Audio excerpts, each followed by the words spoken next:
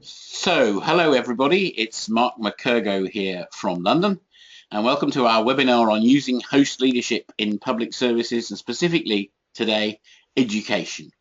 And we're delighted to have a special guest here, who is Nick Burnett, and Nick will be saying hello in a few moments. I'm also hoping to be joined by my co-author Helen Bailey this morning, but she's not able to join us at the last moment, having come over not well. So, hello and welcome. In host leadership, we always start off with this key question. As a leader, are you going to step forwards or step back next? As a leader, are you going to step forwards or step back next? And our view of the leader as a host is very much that hosting is like a dance. Sometimes you step forward and make things happen, and other times you step back and you allow other people to respond, but you remain engaged and aware. And this dance of a host is something that I'll be describing in a bit more detail in a few moments, but it's something that we can all do, and yet we don't think about leadership in these terms often. But I think that this is a very valuable lens to look at leadership with. And today, Nick and I are going to have a conversation about host leadership in the education world. So, hello from me. I'm Mark McKergow. I'm the author of the book Host, 6 New Roles of Engagement for Teams, Organizations, Communities and Movement. I'm a consultant, speaker, teacher based in London, but working all over the world and sharing this idea of host leadership as much as possible. And with me today, a special guest is Nick Burnett from Growth Coaching International in Australia. So Nick, please say hello and give people a little bit of an idea of who you are and what you do, please. Yeah, certainly, Mark. As any of you who are tuned into accents will quickly pick up, I'm not a born and bred Australian, but I've been over here 11 years now. Previously, I spent all my life, really, it seems like it, in education of one form or another. The last 4 years, principal of a large special school in the UK, before actually looking into leadership and different approaches. Funnily enough, brought me on a visit to Australia, and I liked it so much I decided I would like to come and live out here. So I've been over 11 years. Last 6 years probably, I've spent increasing amounts of my time with Growth Coaching International, which I thoroughly enjoy. My current role is managing consultant for Queensland, and we run a whole range of workshops, and I've also interacted a lot with Mark and use the solution-focused approach, and so thoroughly pleased to see this new metaphor come up and also to engage in it and with it in conversations with people. So thank you, Nick. And we're also joined by people from all over the world, particularly from what we would call the other side from here, because this webinar is being timed to be good for Australia and Asia, as well as the UK and Europe. So we have people on the call from Australia, from New Zealand, from Singapore, from across the EU, in Germany and in Slovenia and in Denmark, and also from the United States. Somebody has got up very early to join us from the US. So that's fantastic to have such a wide group with us today. So, an outline for the call. We're going to have a quick look at what host leadership is for just a few moments. I'll introduce that. Then Nick and I are going to talk about leadership challenges in education today for principals and heads who are obviously in a key leadership position in the education field, also for governors and people who help to run schools, and for teachers. We think in host leadership, everyone can be a host, everyone can be a leader. And then we're going to move the conversation into how host leadership can help in addressing these challenges and having questions and discussion as well. But please feel free to input questions or comments at any time using the questions box on your control panel, and we'll pick them up as we go along as well.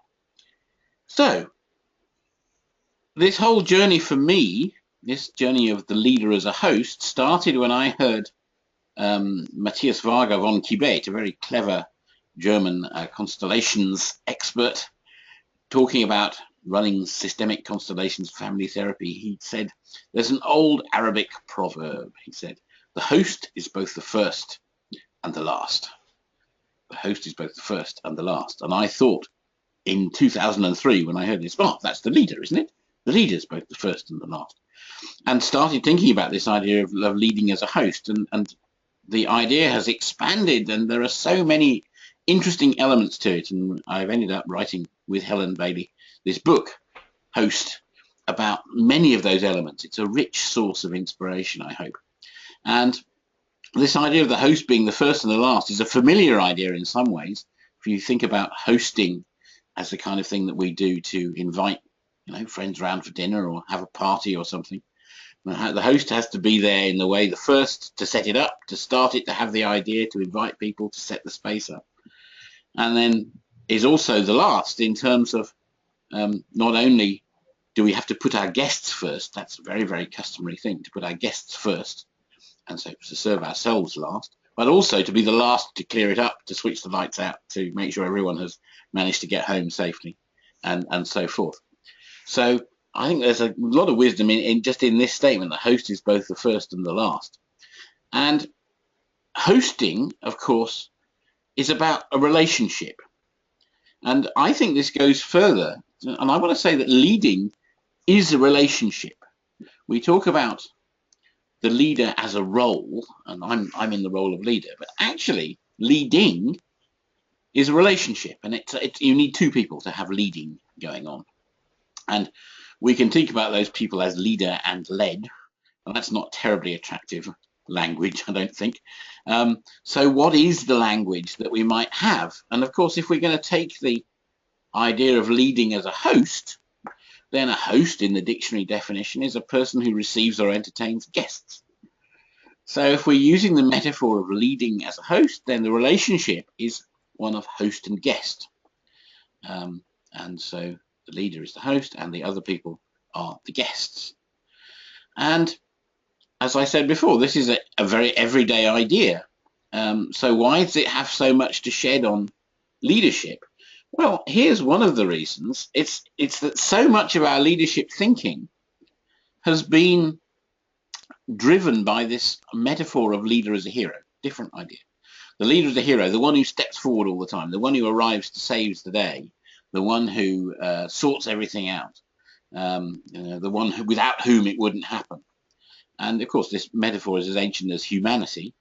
But the trouble is, what's the relationship that's implied? If the leader is a hero, then the other people become the rescued people, the ones whose job it is to be rescued and saved and do what they're told and shut up and don't ask questions. And while in a crisis that might be momentarily effective, it's not the basis of a long-term, empowering, generative leadership relationship, in my view. So we're proposing a post-heroic leadership idea, the idea of leading as a host. And the host-guest relationship is a really interesting one. It's very paradoxical. The host is responsible for their guests.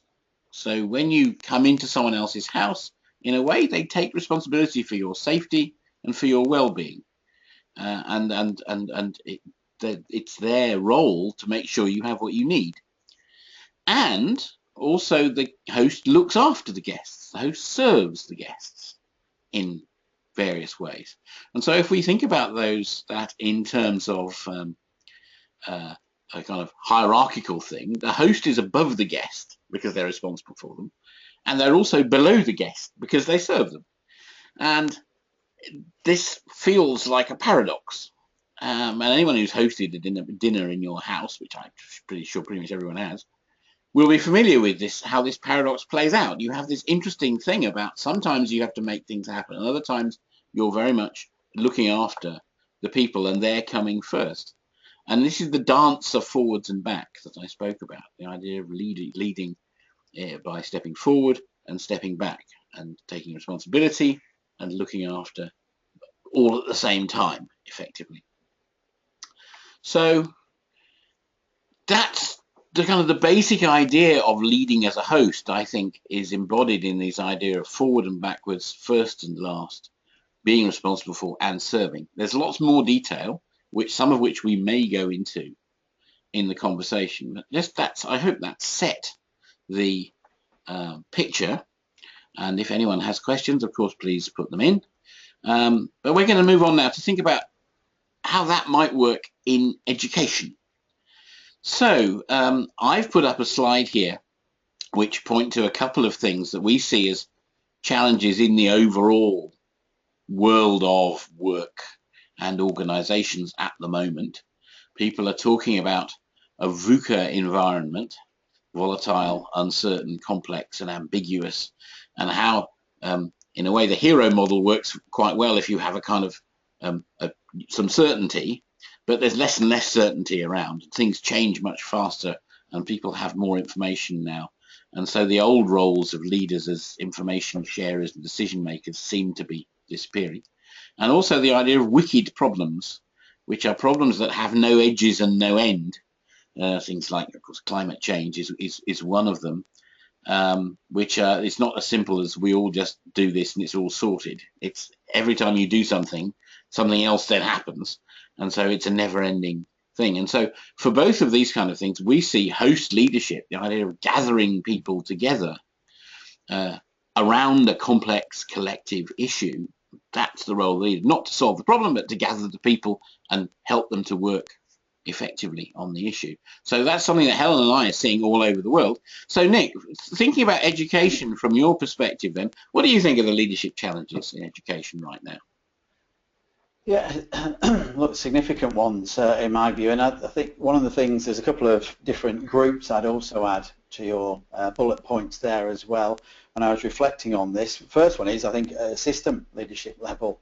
There are incredibly complex situations that whole systems are trying to lead. And the one just briefly, obviously, in Australia, different states and territories can operate quite differently. And the independent school system is also a lot larger than in the UK. But still, I think there's a fairly common range of challenges that all of those environments are placing and seeing. So one is at the system level, but thinking more so, I guess, having been a principal and a lot of conversations with principals in this part of the world, there's a significant increase in autonomy that is creating a massive challenge as to how do we lead our school or our system, particularly our school, in a highly effective way, and a real sort of tension at the moment between student outcomes, and that's student results, and wellbeing issues for staff and also obviously for students. And there's a real tension between increasing awareness of the importance of well-being, but then an increasing push for actually, improve student outcomes as well as part of this whole process. Other thing I sort of jotted down was around this thing called 21st century education that still gets wheeled out even though we're 15 years into it, and there still is again a real tension that we should be doing things differently in education. But again, often systems sort of pull people back into and stay in a small c, the conservative way of things. So I think there's a real tension from very passionate people in education to want to do things differently in a 21st century way, and actually ability to do that. Many environments, and it varies, but many environments are being expected to do more with less resources. So again, huge challenge. How do we get more out of people? How do we get better outcomes for students, but with less resourcing in order to do this? Another area that sort of emerged for me also was that there's a real challenge, and I know from my time in the UK this was emerging then, a real challenge that people don't want to take on leadership roles. And I think that some of that is around the way it's been sort of set up over many years, all my years in education. You have to be this, as you say, the hero. People just thinking, hey, I'm not sure I really want that. Is it? Is it really worth that sort of amount of stress and pressure that people are facing? So actually, not that keen to want to lead. Yeah, and I read your tweet earlier today about school governance, and it's something I've mentioned a number of times with people, is the whole issue of the superheads, which was a particular case in the UK, obviously, and I think it probably still has some credibility, particularly in the media, about what we need is one charismatic person who'll come and make everything good. But anyone in education or knows education, that is, if it makes a difference, it is incredibly short-lived and not sustainable. And again, the other final sort of challenge I would throw out before picking up some other groups I think that are important to consider and think about in this whole area is big push at the moment in Australia, particularly around leaders' competencies, and that challenge between competencies and capabilities and how that all plays out.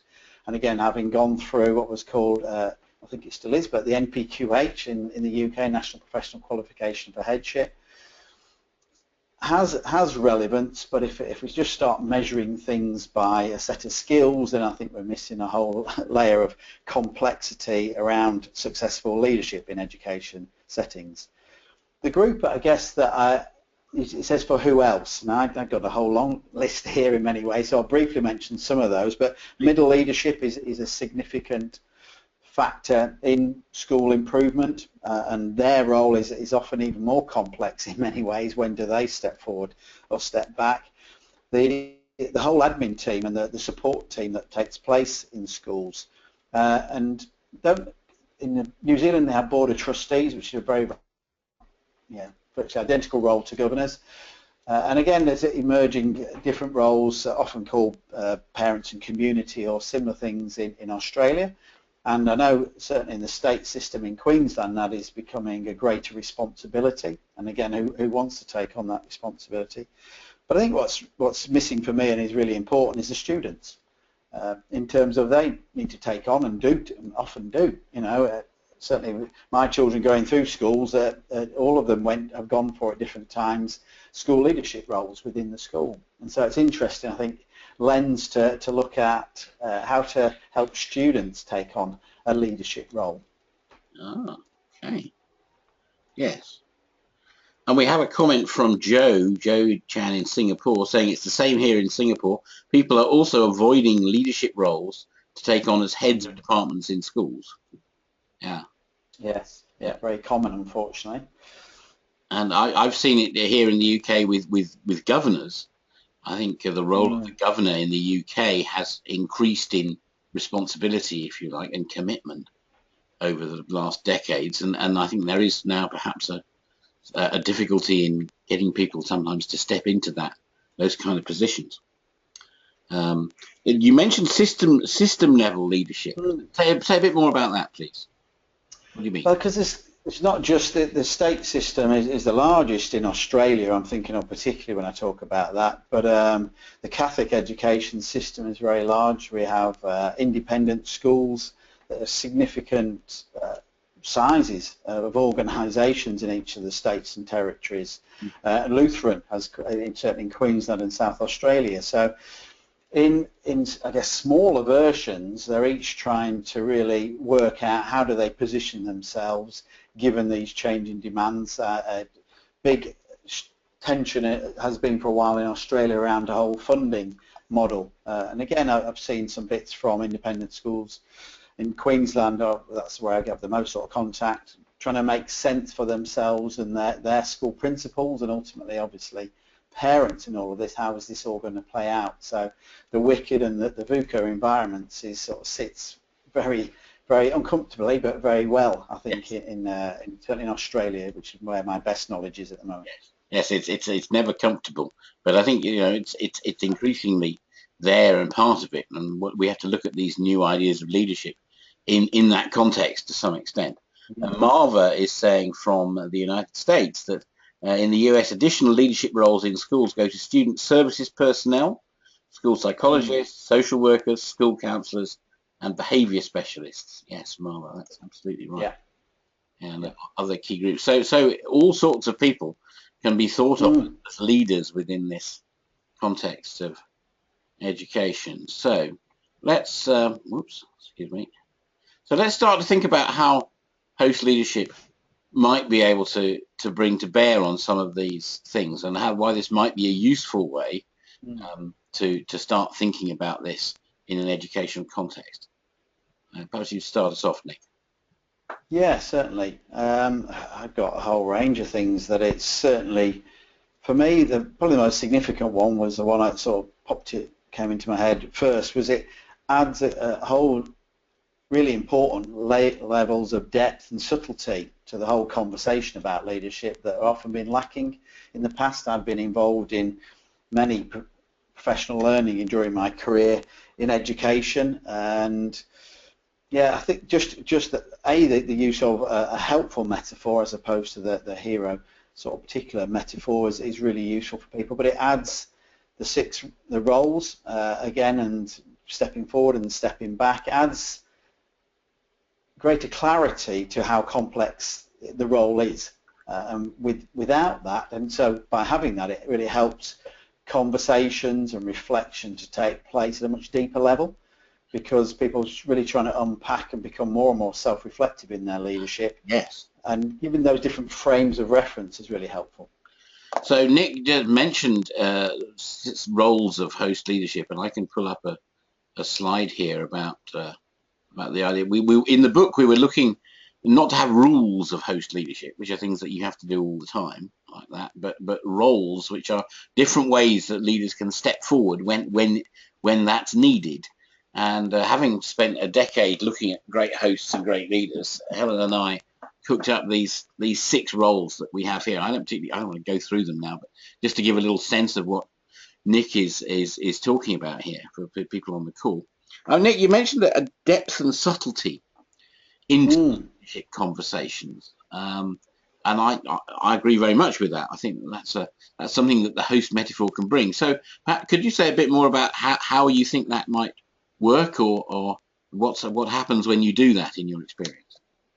Yeah, look, I mean, as you know very well, I'm sure everyone on the call does, I mean, schools are complex interactional places that are built on the quality of the conversation. So when you first mentioned about, leadership is a relation as opposed to position, sort of really, sits so well with that whole thinking. But for me, and I've used it a couple of times with principals and with small groups, and it just adds so much more to the conversation as opposed to, what's happening in this situation and, what went well, what didn't go well, which can be useful to a degree, but just giving these different lenses to view what may have been, what role was I taking on in this particular time?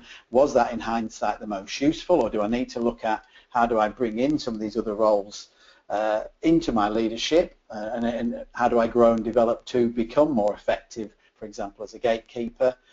Just adds much more, say that subtlety and connects to the complexity of it, which we have, and I know the UK has as well, I presume, in terms of a set of competencies. And again, that's okay to a degree. We need sets of skills, but actually it's a bit too simplistic in my experience. And these roles, as you and Helen have sort of developed, gives that much greater conversation as opposed to just ticking a set of skills that we can do. So host leadership works at the level of a metaphor to start with. Yes. And for me, that helps people to draw on a whole raft of experience that they kind of already have of dealing with quite complex social systems. How do you see that working in the educational setting? Yeah, look, another thing that really emerges for me around this, and again, no surprises for people, is that, as much as people want, or systems want, here is a set approach as to how you lead and how you do other things, that every school is different, and every interaction, every school is different. So again, being able to really unpack these in more detail for people, and in some schools that I've worked in, some of these roles would be much more upfront and much more important than in other schools. And so I guess, again, it's that being aware of the different roles, and then the positions that we haven't talked about yet, but the positions I take up add to being the best leader each person can be in that particular context, as opposed to this is me, this is how I lead, take it or leave it. And this is, again, it's so complex that actually we need to really be reflecting and thinking, what role do I need to take up and what position do I need to take up in this particular interaction? Yeah, so it becomes more about how do I engage with this situation in a good way, rather than which leadership principle should I be following or whatever. Yes. And yeah. And it seems to me that this idea of, the host whose role is to bring people together in a constructive way, rather than to necessarily tell them what to do, although that may be a part of the thing from time to time, sort of puts the emphasis on this role of sort of conversation constructor and social social leader, rather than sort of task leader, or in a way, perhaps. Yeah, absolutely, and I think it also adds real for, it's incredibly useful for very experienced leaders, but I think it's even potentially even more useful for aspiring leaders, and I'm thinking of those wanting to go on to become principals, which may well be middle leaders, but may not be, in terms of really getting a handle on what things do I need to reflect on and think about in order to become the most effective leader I can be. In terms of it, as I said really early on, one of the real challenges that I'm noticing with school leaders is that real, expectation of well-being for staff and students, but almost counter to that, high results and the drive for high results. And again, this gives another level of layers to look at. How do I actually manage that, what's potentially a duality? Yeah, so that's an interesting duality, isn't it? This idea of you need high results, but also you want at the same time the well-being. And I think for me, hosting sits really well in that, because hosts are responsible for people and look after people. And if you have, as a host, you have people who are sort of expiring on the sidelines, it's clearly not good hosting. And we know this at a kind of visceral gut level. You've got to look after people, and you want, of course, the whole thing to be a success. So there's something about, pulling people from the edges gently, or inviting them more towards the middle and making sure they're all engaged, which is fundamental hosting quality. And then thinking about what are they engaged in, and how is that helping, and how is that delivering, the results that hopefully we all want. And it's easy to see how leaders can get fixated on results and leave aside well-being. And it's also perhaps possible to see how leaders could be very focused on well-being. And I think there probably is a school of thought that says if you have well-being, then results will follow. And that might be right, but I think it requires a bit of conscious effort to keep that balance in play. Absolutely, and the other thing that emerged just while you were talking is that the whole concept that you talk about in the book of soft power and hard power, in that historically people have thought it's just that command and control. I sit behind the big desk and I issue these diktats as to what's going to happen, and yet the power of invitation, drawing people so they're actually, have got a reason, they feel some autonomy in this whole process within, obviously, necessary sort of boundaries, but some autonomy, some competence, and that connecting to that relatedness. So they actually, want to do it for the greater good, and because there is that really strong relationship is really crucial. Yeah, absolutely. I've got a couple of comments coming in from our listeners. Caroline says roles can assist with developing distributive leadership across executive teams, middle managers, and lead teachers. You're nodding away there, Nick. Say a bit more about that, how this distributed leadership can... Yes. Look, I think it sort of sits really well with distributed leadership, the idea of host. And the idea of distributed leadership is that it isn't just, the principle where the power sits, that actually we all have leadership roles and we all take up hosting, and some stages that might well be the principal up front, being the figurehead, for want of a better word, around this. But often at times it's really how does I as a leader step back from this to allow others to step into that roles to help grow and develop them. And distributed leadership again ties in very much for me around the real importance, particularly in larger organisations, schools, the middle leaders are actually really quite key people in bringing about significant change. And this again is a helpful metaphor for them, I think, as well, particularly that, again, forward, stepping back, because in my experience they're often sort of caught a bit betwixt and between. They're not quite sure, do they just take on all the problems of the people in their department or their faculty, or do they, you know, toe the party line? And so again, you know, a highly effective host leader would make sure that there's clarity around what's involved, who's involved, and what the limitations of their involvement is. Yeah, that's good stuff. I've got a thing from Brian here. Are there any research approaches emerging to validate host leadership as an effective approach to leadership in education? Well, Brian, that's an excellent question. It's relatively early days yet, and we are still looking at sort of in the early days of encouraging schools and people involved in the education world to engage with host leadership and try it out. But Nick and some of his colleagues over there at Growth Coaching are kind of rather at the forefront of this, and they've trained with me, and they're starting to put it into practice there. Nick, did you say something perhaps about how you might see that spreading out in terms of possible research or possible growing experience anyway? Yes, absolutely. I couldn't agree more that the idea of getting some research into this is obviously important. A solution-focused phrase I picked up, which I quite liked, I'm going to share it briefly, is it's, you know, practice-based evidence rather than evidence-based. So again, we've got to try these things if we're going to find out if they work, rather than think we've always got to have the evidence first, because someone's got to try it.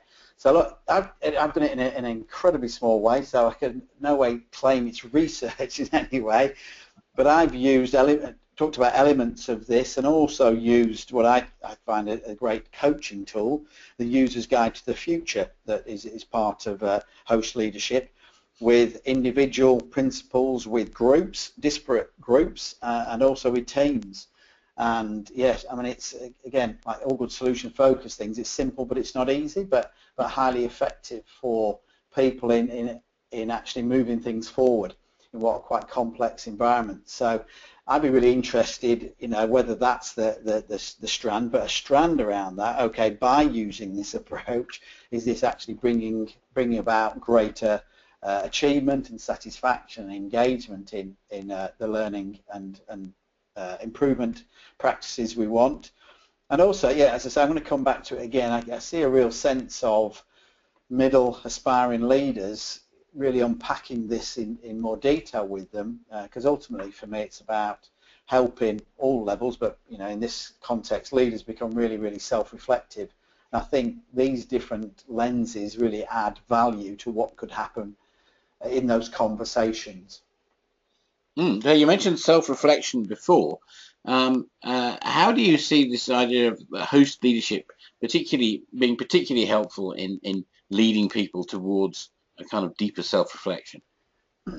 Okay, I think it just opens up a whole range of different viewpoints that you know, the highly self-aware leader may not need it, but in my experience, most of us, all of us, have blind spots, and so just and as part of the book, I know there are questions in there that I also think, from a coaching perspective, if I was having conversations with a leader who was, you know, interested in this whole place, would really, really useful questions just to initiate.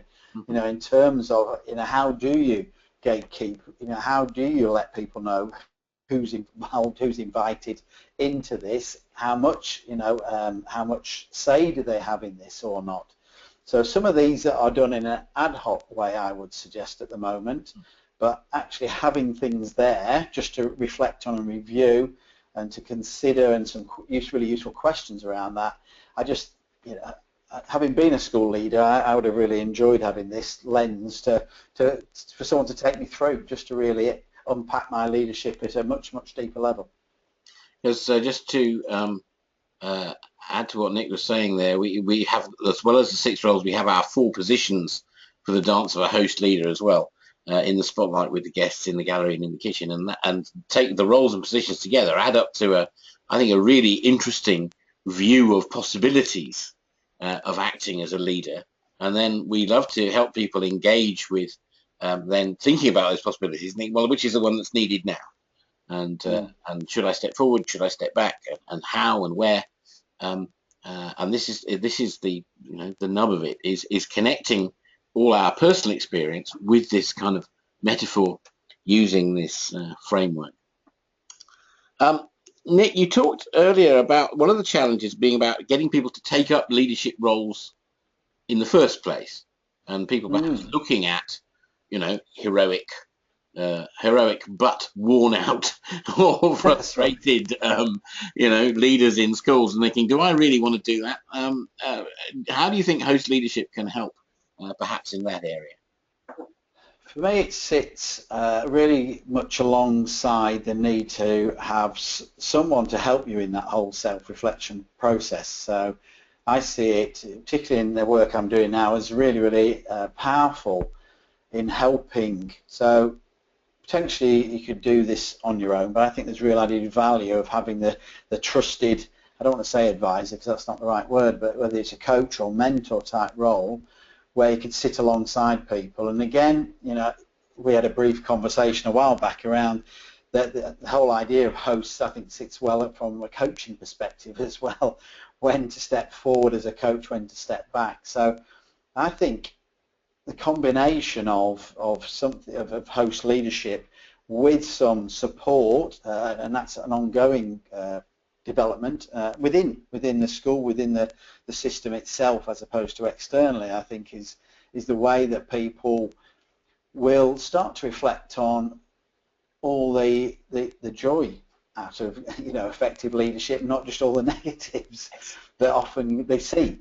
That there are actually some really, and again, the importance just on the slide that's there in the kitchen, work, that self-reflection. How do I make sure I'm in the best position I am?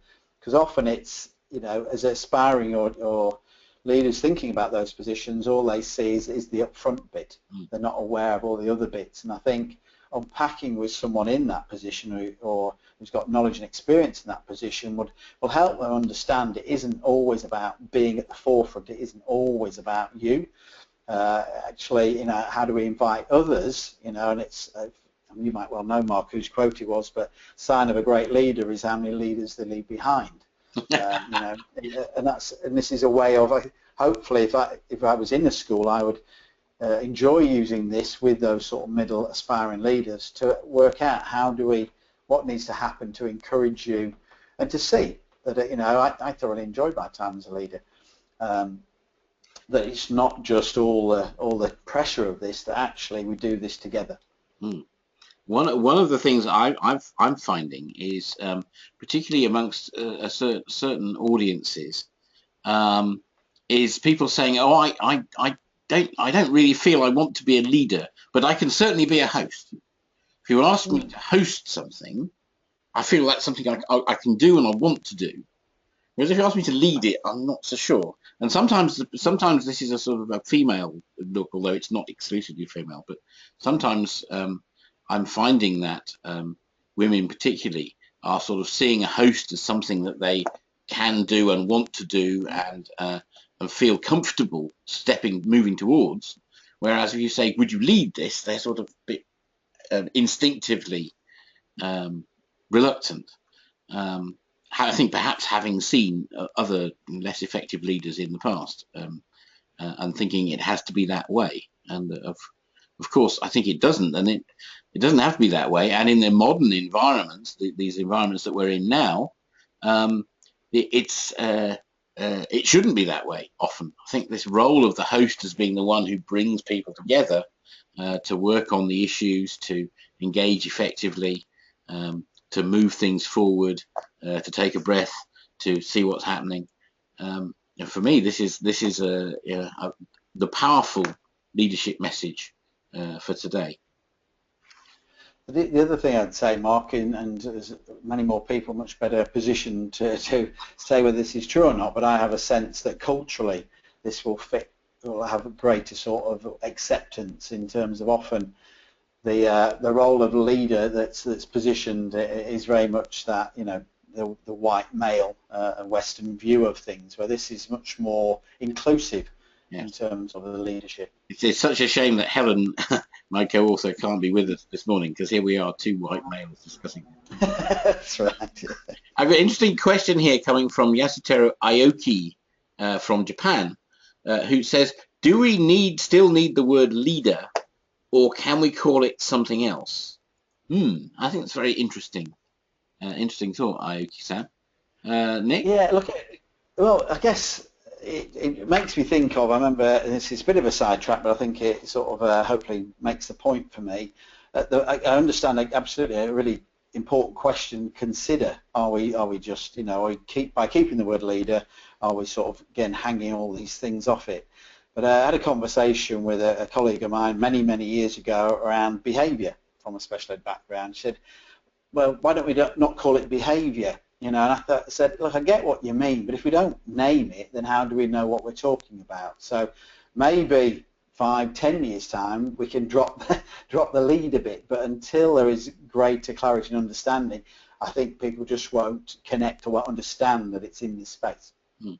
Yeah, I was having a conversation with a Swedish group a couple of weeks ago, a Swedish IT company who were interested in taking on host leadership for themselves, and they were talking about this idea of very distributed host leadership, and they wanted to move beyond the idea of the leader, and we're having a similar struggle about what do you call it, and we figured that actually host is not a bad title. Yeah. You say to somebody, well, you're hosting this thing or project or meeting or event or strand or theme in the company, and that means you have this responsibility about bringing people together around that, keeping an eye on it, making sure it happens often enough but not too often, and connecting with other people.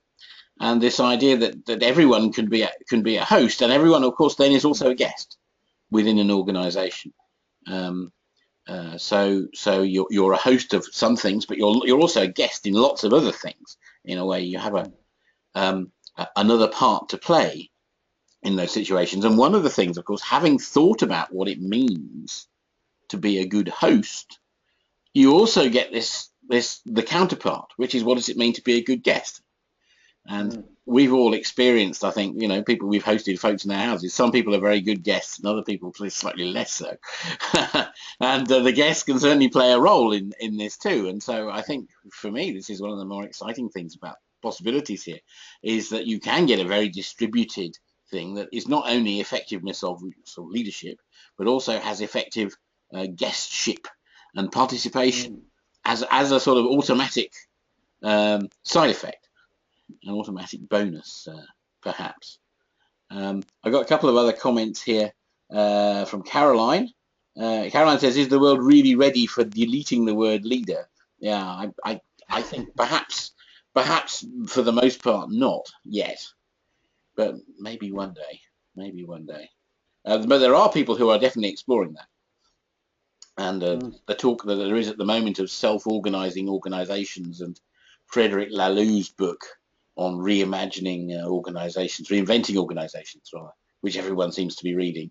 A very, very good book about how to take another step towards a sort of more distributed, self-organizing models. I think there are people looking very hard at that in many places now. I also got another comment from Caroline. Hosting also fits well with growing leaders who are more than who are more than ourselves, a moral imperative for future perfect. Yes. So this is the idea, and you've talked about this, Nick, as well, about developing leaders who are perhaps in middle positions or something, or coming up, aspiring leaders. How this might be a useful thing there. So, Nick, we're starting to move towards the close of the call, and I encourage people, if you have questions and things you'd like to ask Nick, please feel free to go ahead right now. Nick, just while people are doing that, suppose you were somebody was listening to this call and thinking, well, I'm interested to find out a bit more. What sort of things would you advise them to do based on your experience so far? Yeah, look, I mean, it's on the bottom there. The website is really useful. Got some clips and things, and I would, like all your books, Mark, I found them very readable and very practical. So lots of great ideas in the book itself. And then, yeah, thoroughly enjoyed our 2-day workshop with you in Singapore, just to give us a greater sense of how it all plays out, and just to get a deeper thinking and interacting was really useful too. And And yeah, good old Twitter, for those who are on Twitter, to follow Host Leadership is a way of keeping it abreast of things. And Mark's always very good at sharing new ideas and new information that's emerging in this whole space. Yeah, so we are definitely planning on more events. We haven't done much in the way of kind of live events yet. We did had a few last year.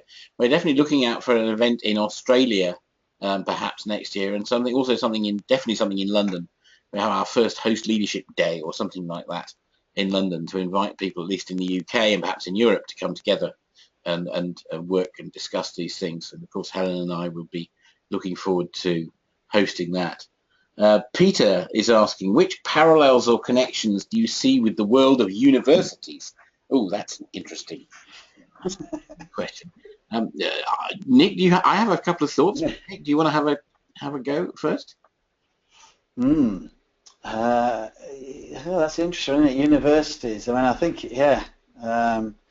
I've only ever interacted briefly with universities as opposed to being in direct leadership positions. I'm get a bit mindful of what I say, I guess, in terms of my experiences. So I'll pass it back to you, Mark, on that one. Well, I'm involved with a university here, the University of Hertfordshire, and I just observe that in a strange way, universities are supposed to be institutions about learning, but very often the institution itself seems to learn absolutely nothing.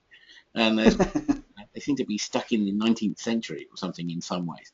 So I also was lucky enough to host at the University of Hertfordshire Management Book Club. Members of staff who are interested in management and leadership came along and read the book, and we all talked about it together. And they thoroughly enjoyed it and saw this idea as being a powerful one in that context. I think with universities, what you have is a lot of very clever people who are very self-driven and very focused on their fields, and perhaps think of themselves in a very professional way, then that they don't really need leading, because they have their thing that they want to do, and they want to get on with it. So this idea of host leadership, I think, may fit well in the university sense, because it's less to do with leading and more to do with helping, and more to do with supporting, perhaps, or there's clearly a supportive element about it that will also encourage the university to move forward, and some places are very good at supporting folk in their context, and others are perhaps less good. So on the basis of that experience with the University of Hertfordshire, I think there are some good parallels, and who knows, maybe university teachers can think of themselves more of hosts as well in that. So thank you, Peter, for that question. Caroline says, Nick, are you working on a particular case study at the moment where you're seeing great results? Can you elaborate? I don't know whether she has inside information. I know Caroline quite well.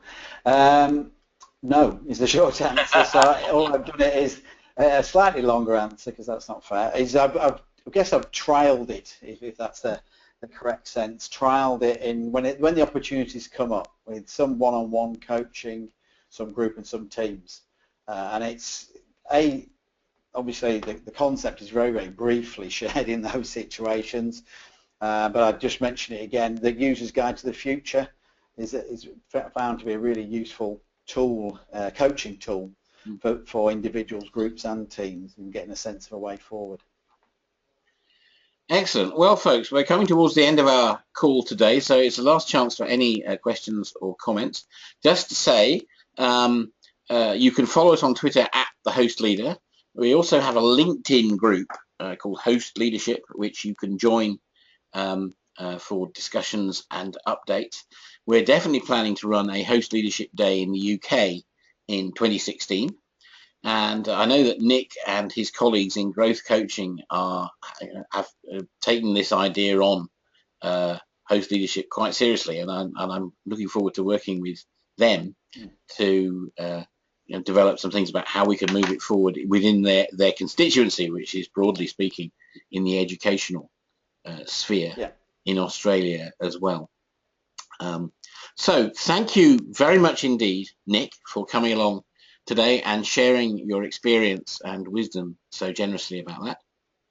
My pleasure. Thank you all for coming, and get hold of the book, go to the website, and we'll look forward to connecting with you in future calls. Biba says thank you, Biba, and thank you very much, everybody, and cheerio for now. Bye-bye. Bye-bye.